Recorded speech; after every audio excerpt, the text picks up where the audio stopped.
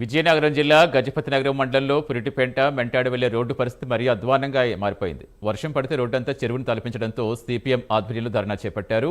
6 lane రోడ్లు అవుతుండటంతో మెంటాడు రోడ్డంతా గోతులమయంతో నిండి ఉంది. రోడ్ల అధ్వానం ఉండడంతో వాహనదారులు తీవ్ర ఇబ్బందులు పడుతున్నారు. దీంతో ప్రమాదాలకు గురవుతున్నారు. ఈ రోడ్ల దుస్థితి ఏ అధికారి పట్టించుకోవట్లేదని ప్రజలు గగ్గోలు పెడుతున్నారు. అధికారులు వెంటనే స్పందించి రోడ్ల మరమ్మతులు చేయాలని స్థానిక ప్రజలు డిమాండ్ చేస్తున్నారు.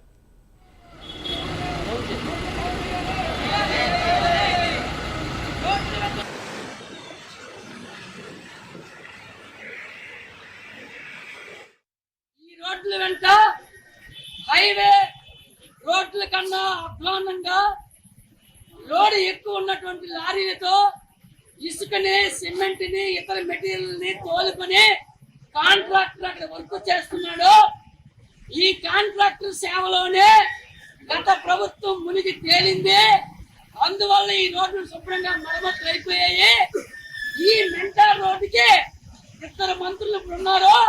ఒకటి కొండపల్లి శ్రీనివాసు, 2 గుమ్మిడి సంధ్యారాణి. అధికారం చేపట్టి 2 నెలలు అవుతుంది.